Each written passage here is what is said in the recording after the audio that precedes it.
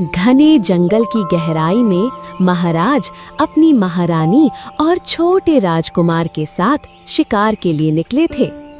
कुछ दूर चलने के बाद महाराज ने चारों ओर देखा। महारानी, ये जगह कितनी शांत है। चारों तरफ हरियाली, ठंडी हवा। मुझे लगता है यही हमारे विश्राम का स्थान होगा। जी महाराज, सचमुच यह जगह बहुत सुंदर है। तो फिर यही रुकते हैं। सैनिकों, चटाई बिछा दो। हमारी महारानी और राजकुमार को विश्राम की आवश्यकता है। सब बैठ गए। थोड़ी देर में महारानी ने थकी हुई आवाज में कहा, महाराज, मुझे प्यास बहुत सताने लगी है। रानी, आप चिंता ना करें, मैं अभी पानी लाता हूँ।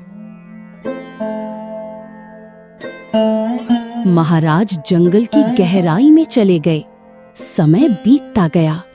अचानक महारानी को झाड़ियों से सरसराहट सुनाई दी। ये कैसी आवाज थी? शायद कोई जानवर होगा। चलकर देखती हूँ। महारानी थोड़ी देर के लिए बच्चे से 2 कदम दूर जाकर झाड़ियों की ओर देखने लगी। बस उसी पल झाड़ियों से लोमड़ी बाहर आई। उसकी आंखें भूख और लालच से चमक रही थीं।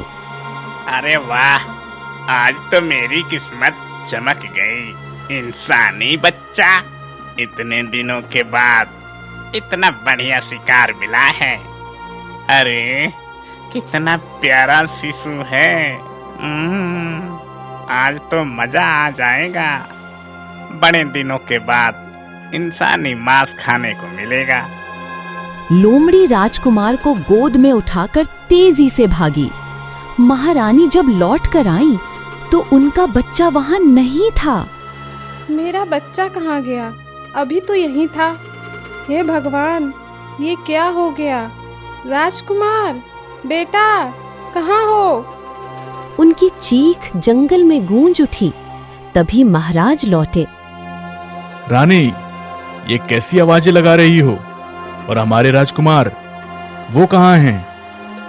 महाराज, मैं तो बस एक पल के लिए हट गई थी और जब मैं लौटी तो बच्चा यहाँ नहीं था।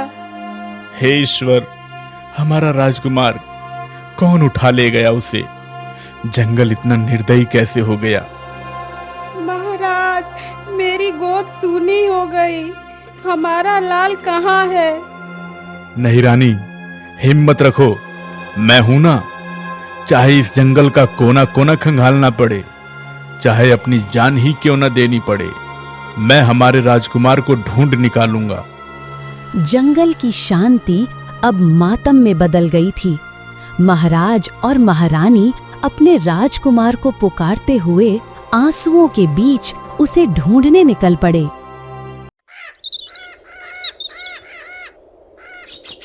लोमड़ी राजकुमार को गोद में उठाकर जंगल की गहराई में पहुंच गई। पास ही एक बड़े पेड़ के नीचे उसने बच्चे को रखा और खुशी से झूम उठी। अरे वाह, आज तो मेरी किस्मत खुल गई। इतने दिनों के बाद ऐसा लजीज शिकार मिला है। इंसानी बच्चा, इसका मांस तो बड़ा ही स्वादिष्ट होगा। आज का दिन तो मेरा त्योहार बन जाएगा। इस नन्हे से गोश्त का स्वाद, अरे सोचकर ही मुंह में पानी आ जा रहा है। इतने में झाड़ियों से भारी भरकम कदमों की आवाज आई। एक विशाल भालू वहां पहुंचा। अरे, ये क्या देख रहा हूँ? ये तो इंसानी बच्चा है। लोमड़ी भालू को देख दंग रह गई। उसके चेहरे का लालच एक पल में डर में बदल गया। हे भगवान, ये भालू कैसे आ गया? अगर इसे गुस्सा आ गया तो मैं तो गया काम से। डर के मारे लोमड़ी बच्चे को छोड़कर तुरंत भाग खड़ी हुई। भालू धीरे धीरे बच्चे के पास आया और झुककर उसे देखा। अरे, ये तो नन्हा इंसानी बच्चा है। लोमड़ी जैसी दुष्ट इसे मार कर खा जाती। अच्छा हुआ मैं समय पर आ गया। इस मासूम को सुरक्षित जगह पहुंचाना ही होगा। भालू ने बच्चे को उठाया और जंगल के एक कोने में रहने वाले बाबा की कुटिया की ओर चल पड़ा। कुछ देर बाद जब वो बाबा तक पहुंचा तो बच्चे को उनके सामने रख दिया। बाबा, ये इंसानी बच्चा है। मैं इसे लोमड़ी के पंजों से बचा कर लाया हूँ। अब आप ही बताइए, इसके साथ क्या करना उचित होगा? बाबा ने बच्चे को गोद में उठाया। उनकी आंखें बंद हुईं, जैसे किसी रहस्य में झांक रही हों। भालू, ये साधारण बालक नहीं है। नियति ने इसके जीवन में बहुत बड़ी भूमिका लिख रखी है। तो फिर बाबा, हमें क्या करना चाहिए? समय आने से पहले सत्य उजागर नहीं होना चाहिए। इसे रास्ते पर छोड़ दो और कहीं छिप जाओ। किस्मत इसे वहां ले जाएगी जहां इसका जाना तय है।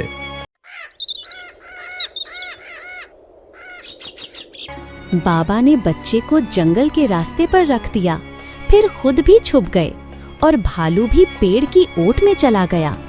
नन्हा राजकुमार वहां अकेला रह गया, पर नियति उसका रक्षक थी। जंगल का रास्ता सुनसान था। तभी एक लकड़हारा लकड़ी काटकर घर लौट रहा था। उसके होठों पर खुशी का गाना था। जंगल मेरा साथी, पेड़ मेरी दौलत है, मेहनत ही मेरा गहना है, संतोष ही मेरी राहत। गाते गाते लकड़हारा खुद से बातें करने लगा। हाय रे, ना कोई धन, ना कोई दौलत, ना कोई बड़ा घर, बस ये जंगल, ये कुल्हाड़ी और मेरी मेहनत ही मेरा सहारा है। मेरी पत्नी मेरा घर पर इंतजार करती है, पर एक ही कमी है, हमारी गोद आज तक सूनी है। संतान का सुख हमें कभी नसीब नहीं हुआ। इसी सोच में डूबा लकड़हारा अचानक रास्ते में रुका। उसकी नजर एक मासूम बच्चे पर पड़ी। अरे, ये बच्चा जंगल में कैसे?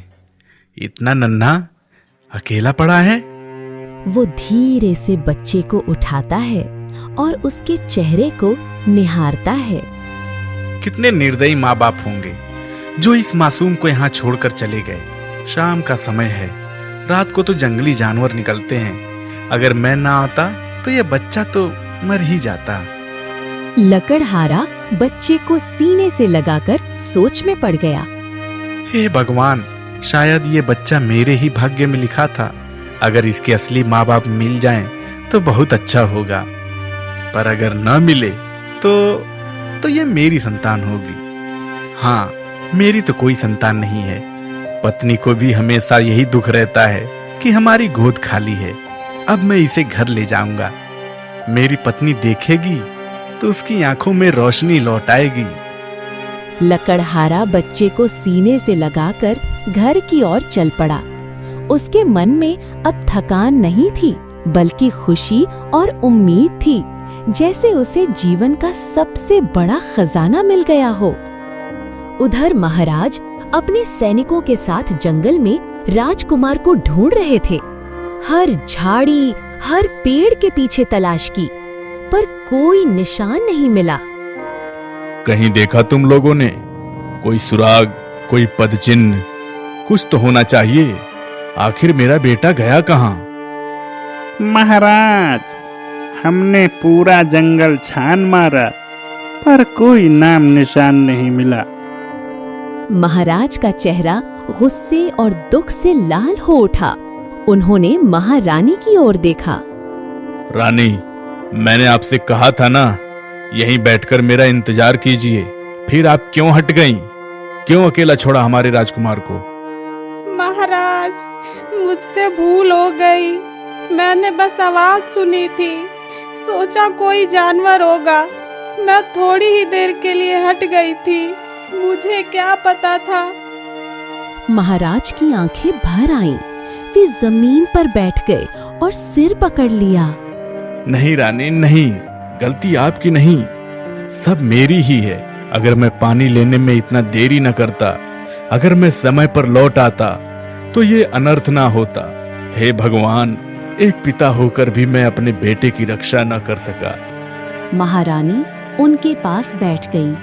दोनों के आंसुओं से जंगल की खामोशी और भारी हो गई।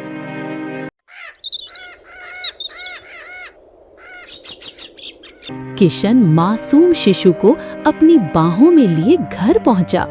उसकी पत्नी शांति दरवाजे पर खड़ी थी, जैसे हमेशा अपने पति का इंतजार करती थी। अरे, ये किसका बच्चा है? आप इसे कहाँ से लाए?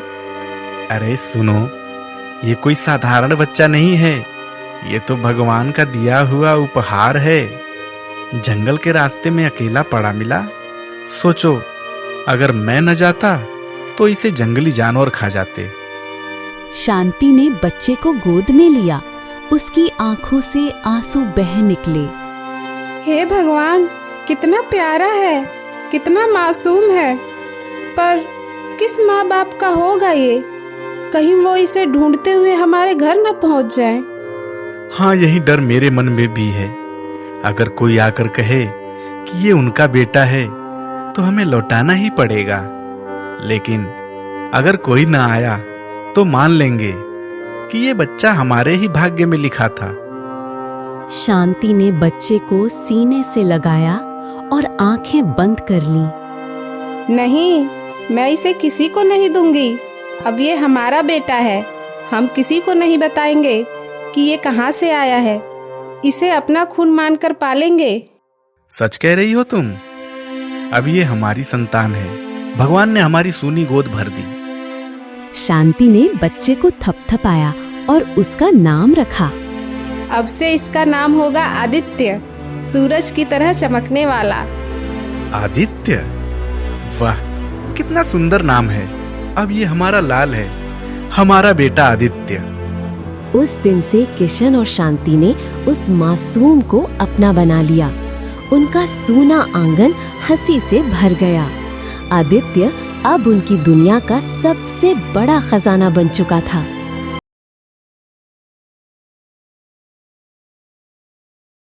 उधर महाराज का चैन और सुकून खत्म हो गया। वे हर सुबह सैनिकों संग जंगल में अपने बेटे को ढूंढने निकलते, पर हर बार खाली हाथ लौटते। आज कुछ पता चला महाराज? नहीं रानी, आज भी खाली हाथ आया हूँ। पर विश्वास रखो, जब तक मेरी सांसें चल रही हैं, मैं अपने पुत्र की तलाश बंद नहीं करूंगा। दिन हफ्तों में, हफ्ते महीनों में और महीने सालों में बदल गए। राजा विक्रम ने लंबे समय तक तलाश की, पर कोई सुराग न मिला। बहुत हो गया, 20 साल बीत गए, कहीं कोई निशान नहीं।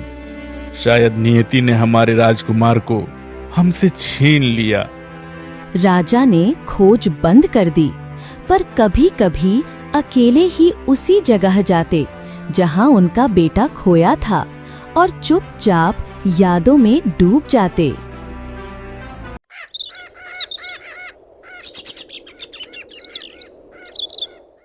उधर लकड़हारे किशन का शरीर कमजोर पड़ने लगा।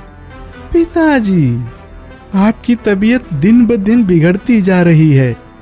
अब आप जंगल मत जाइए। अब से लकड़ियां मैं काटूंगा। लकड़ियां बेचकर मैं पैसे लाऊंगा और आपका इलाज करवाऊंगा। बेटा आदित्य, तुम सचमुच अब बड़े हो गए हो। मेरी चिंता छोड़ो, मैं तो अपना जीवन जी चुका हूं। पर तुम्हें एक बात बतानी है। आदित्य ध्यान से पिता की ओर देखने लगा। किशन ने धीमी आवाज में रहस्य बताया। इस जंगल के बीचों बीच एक गुफा है। उस गुफा के उस पार एक और दुनिया है। पर बेटा, आज तक जो भी उस गुफा में गया है, कभी लौट कर नहीं आया। लोग कहते हैं कि वहां अजीब साए रहते हैं, कोई अज्ञात शक्ति है। मैंने खुद अपनी आंखों से उस गुफा का द्वार देखा है और तभी कसम खाई थी कि उधर कभी नहीं जाऊंगा। गुफा? दूसरी दुनिया?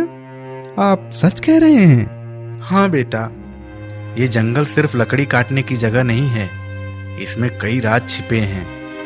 याद रखना, मजबूरी में ही उस राह पर कदम रखना। आदित्य ने सिर हिलाया। उसके मन में डर और जिज्ञासा दोनों जाग उठे, पर इस समय उसका ध्यान पिता के इलाज पर था। वो हर सुबह लकड़ियां काटता, शाम को बेचकर दवा लाता।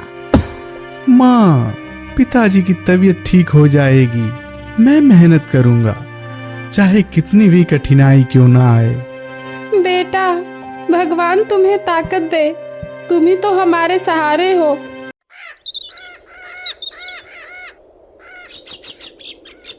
एक दिन गांव का जमींदार, जो किशन को बहुत पहले कर्ज दिया था, उनके घर आ धमका। किशन के बच्चे, बहुत समय हो गया, अब तक मेरा कर्ज क्यों नहीं चुकाया? अगर पैसे नहीं दे सकता तो अपनी जमीन मेरे नाम कर दे। जमींदार जी, मेरी हालत देख ही रहे हैं, थोड़ा और समय दे दीजिए। मैं कोशिश करूंगा लकड़ी बेचकर कुछ रकम जुटाने की। समय? 20 साल से तुम्हें देख रहा हूँ, अब तक तुम्हारे पास कुछ नहीं बचा, ठीक है? अब तुम्हारी जमीन मेरी हुई। जमींदार ने जबरन कागजों पर दस्तखत करवाए और किशन की जमीन छीन ली। परिवार की हालत इतनी खराब हो गई कि खाने को अनाज भी मुश्किल से मिलता।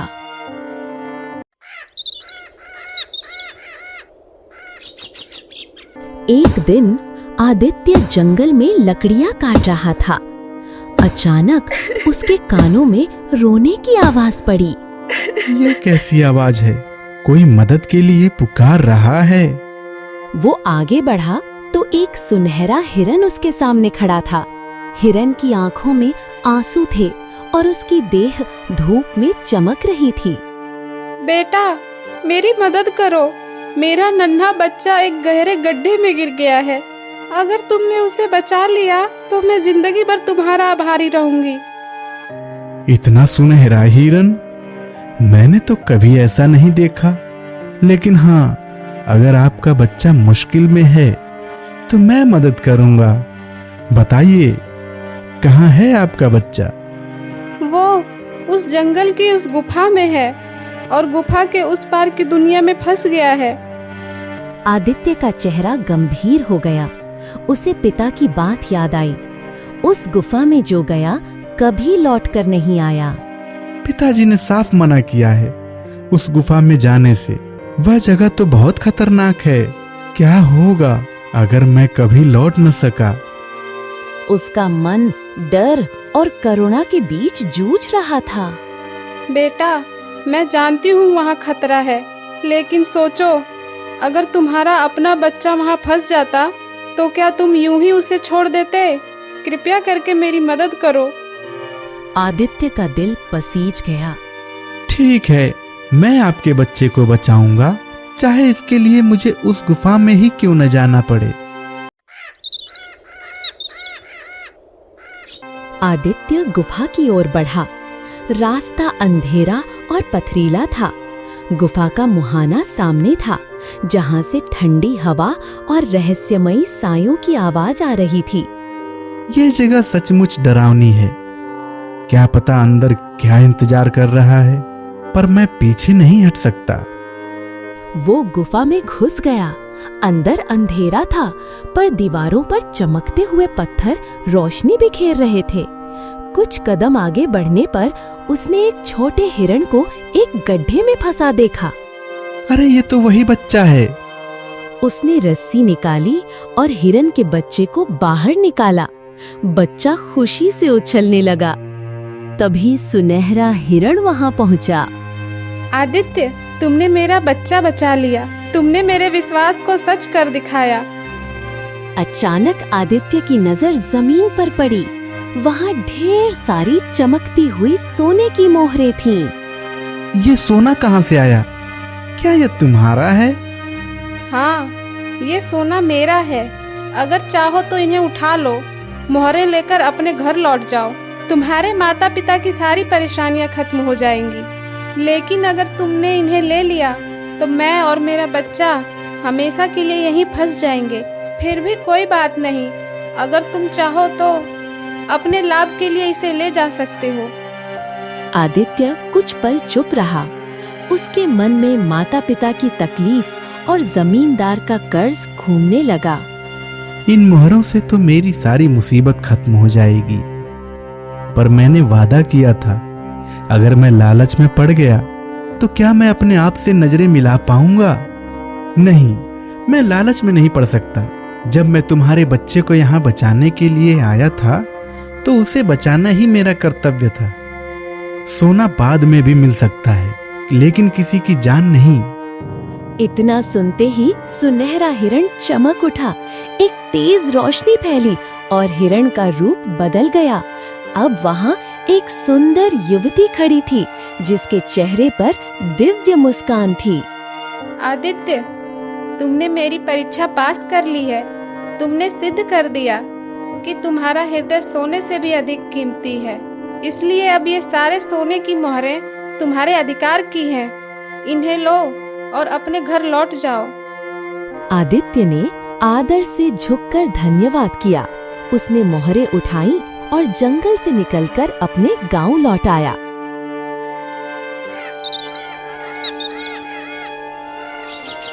घर पहुंचते ही उसने सारी घटना अपने माता-पिता को सुनाई। माँ, पिताजी, देखिए भगवान ने हमारी सुन ली। ये सारे सोने के सिक्के अब हमारे हैं। अब हमें किसी की दया या जमींदार से कर्ज लेने की जरूरत नहीं है। बेटा, ये सब तेरी नेक नीयत और ईमानदारी का फल है। तूने सही रास्ता चुना, तभी तो भगवान ने तुझे ये वरदान दिया। सच में आज तूने साबित कर दिया कि तू मेरा ही बेटा है, जिसके दिल में लालच नहीं, सिर्फ कर्तव्य है। आदित्य की ईमानदारी से उसका परिवार समृद्ध हो गया।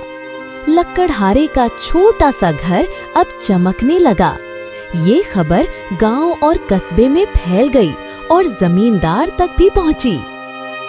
जमींदार, जो खुद को सबसे अमीर समझता था, ये सुनकर जल उठा। वो मंत्री से मिला और चालाकी भरी योजना बनाई। मंत्री जी, ये लकड़हारा मुझसे ज्यादा धनवान, ये कैसे हो सकता है? उसके बेटे को रास्ते से हटाना ही होगा। जमींदार जी, चिंता ना करें, मैं ऐसा जाल बुनूंगा कि ये लड़का कभी सिर न उठा पाए, क्योंकि उसके गले में जो माला है वो कोई साधारण माला नहीं है। वो माला उस खोए राजकुमार की ही है।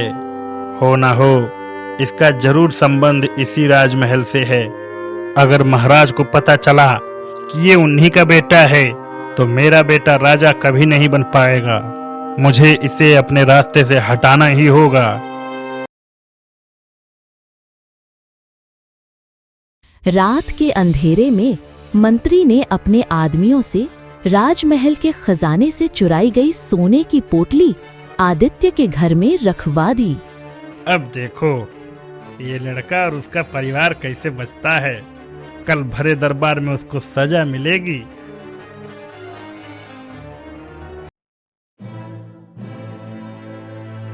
अगले दिन राजमहल का दरबार लगा।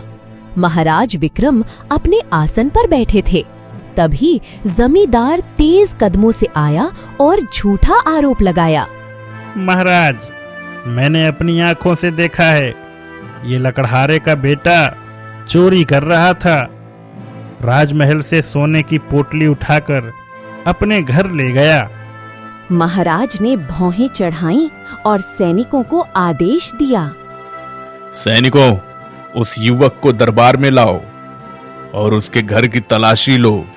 अगर सचमुच उसने चोरी की है तो दंड अवश्य मिलेगा। सैनिकों ने आदित्य को पकड़कर दरबार में लाया। घर की तलाशी में वही चुराई गई पोटली मिली। महाराज, ये देखिए, राजमहल के सिक्के इसके घर में मिले हैं। दरबार में सन्नाटा छा गया। महाराज की आंखों में कठोरता आ गई। युवक, ये हमारा राजमहल का खजाना है तुम्हारे घर में ये कैसे मिल सकता है? सच सच बताओ।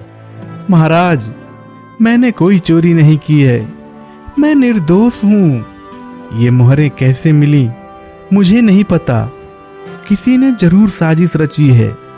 मंत्री ने व्यंग्य से मुस्कुराते हुए कहा, महाराज, हर चोर यही कहता है कि वो निर्दोष है, लेकिन सच हमेशा सामने होता है।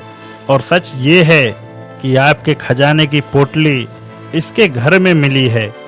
ऐसे अपराधियों को छोड़ना राज्य के लिए खतरनाक होगा।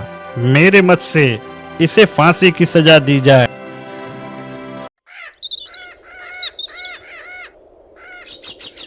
जब आदित्य पर इल्जाम लगा तो ये बात किशन तक पहुंची। बीमार होने के बावजूद वो राजमहल पहुंचा।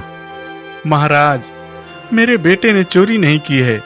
हम गरीब हैं, लेकिन बेईमान नहीं। आदित्य बचपन से मेरे साथ है, मैं उसे जानता हूँ। वो ऐसा काम कभी नहीं कर सकता। किशन, परवरिश ही इंसान का आईना होती है। अगर बेटे ने अपराध किया है तो पिता भी दोषी है। क्या यही संस्कार दिए तुमने इसे?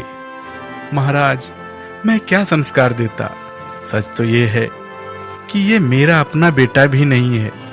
ये तो मुझे 20 साल पहले जंगल के रास्ते में मिला था, लेकिन मैंने और मेरी पत्नी ने इसे अपना मानकर पाला। भले ही इसके असली माँ बाप कौन हैं, ये मैं नहीं जानता, पर इतना जानता हूँ कि ये लड़का निर्दोष है। दरबार में सन्नाटा छा गया। महाराज विक्रम का दिल जोर से धड़कने लगा। 20 साल पहले जंगल में मिला था? किशन, सच सच बताओ, क्या उस बच्चे के गले में कोई माला थी? जी महाराज, थी, लेकिन आपको कैसे पता? क्योंकि वह बच्चा मेरा ही पुत्र है। वह माला मैंने ही उसके गले में पहनाई थी 20 वर्ष पहले। किशन अवाक रह गया। वो सिर हिलाते हुए बोल उठा, नहीं महाराज, ये कैसे हो सकता है? आदित्य तो मेरा बेटा है, मैंने ही इसे पाला है। मैं ये नहीं मान सकता। तभी दरबार में एक दिव्य प्रकाश फैला। सबकी आंखें चौंधिया गईं। उस प्रकाश से बाबा प्रकट हुए, वही संत जिन्होंने वर्षों पहले बच्चे का भविष्य देखा था। किशन, ये सत्य है। आदित्य महाराज विक्रम और रानी सुलेखा का ही पुत्र है। मैं उस दिन की गवाही करूंगा जब लोमड़ी उसे उठाकर ले गई थी। फिर भालू उसे मेरे पास ले आया और नियति के आदेश पर मैंने उसे रास्ते में रखा ताकि कोई इसे पाल सके। वो कोई और नहीं, तुम थे। दरबार भावनाओं से भर उठा। महाराज विक्रम उठे और आदित्य को अपने सीने से लगा लिया। बेटा, आज वर्षों बाद अपने महल में लौटा है। अब तू ही इस राज्य का उत्तराधिकारी होगा। पिताजी, जो सम्मान और प्रेम मुझे पिता किशन और माता शांति से मिला, उसी ने मुझे आज यहाँ तक पहुँचाया है। मैं दोनों को अपने जीवन में सदा साथ रखूंगा। महाराज ने आदित्य को राजकुमार घोषित कर दिया और आदेश दिया, मंत्री, तुमने मेरे बेटे को छल से फंसाने की कोशिश की। तुम्हें आजीवन कारावास दिया जाता है। तुम्हारे जैसे लोगों की इस राज्य को कोई जरूरत नहीं है।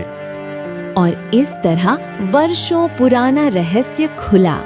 लकड़हारा किशन और शांति को राजमहल में स्थान मिला।